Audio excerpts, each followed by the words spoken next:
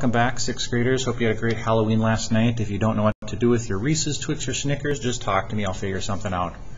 Some announcements. I need you to check your Chapter 3 test in Schoology if you have not. Today we're going to write an essential question about the fall season for early Ojibwe. And would this season rank as your favorite if you were Ojibwe? We're also going to learn about something called bridge maps. This is question 8 in our anticipation guide. If you lived with early Ojibwe, rank your choice of season. Give evidence for your top choice of either spring, summer, fall, winter. So far we've learned about spring, summer, and fall, spring and summer. Today we'll learn about fall. So yesterday, early Ojibwe summer, some details. Well, we talked about lacrosse, how lacrosse was important to early Ojibwe and still is. And then for fall, does anybody know what you're looking at? That's right. This is a wild rice marsh, and this is wild rice cooked, and this was an essential food for early Ojibwe people. So I'd like you to write a question in your assignment today, an essential question about fall. So we will take some time to do that in a little while. This is at the top of your page. I'm also going to teach you about bridge maps. Bridge maps are a type of analogy frame. So for example, cat is to kitten as dog is to blank. There's also a relating factor, so it's an adult and offspring. So cat is to kitten as dog is to puppy. Notice cat and dog have a similarity in that they are both adult animals. On the bottom, they're young animals. On the left, they're similar because they're felines. On the right, they're similar because they are canines. How about this one? Taco is to spicy as cookie is to sweet. And the relating factor is food and flavor. USA is to states as Canada is to provinces, the country and its parts. Mr. Kesley is to MN Studies as Mr. Auer is to math, of course. So the relating factor is teacher and subject. Drake is to yes as Post Malone is to no. You got that right. Just kidding, Post Malone. So artist and my rating of them. Cheetos is to yum as Takis is to trash. That's correct. Food and rating again.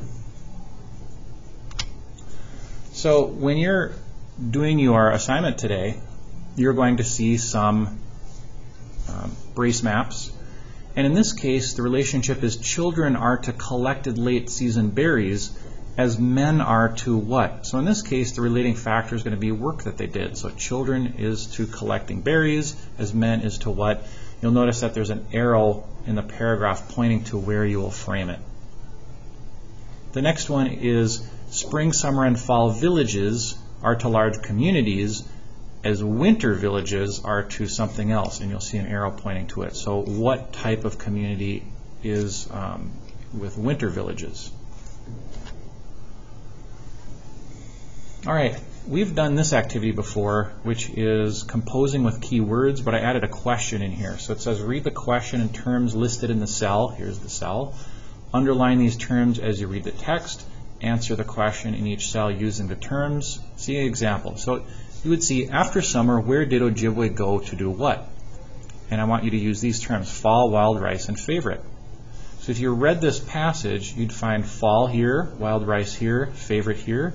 You'd read this text, and then you'd find out an answer to this question is, in the fall, Ojibwe went to ponds, marshes, and lakes, where a favorite, underlined favorite food grew, wild rice. So in the fall, Ojibwe went to ponds, marshes, and lakes, to where a favorite food grew, wild rice. So you're going to do that with this passage. How did Ojibwe harvest wild rice?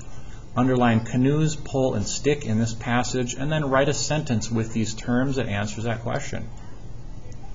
How did children learn to gather rice properly? Use children, learning, and elders. Underline it here, and write your sentence with those terms in this space. Then you're going to do a flow map describing what are the steps of preparing wild rice.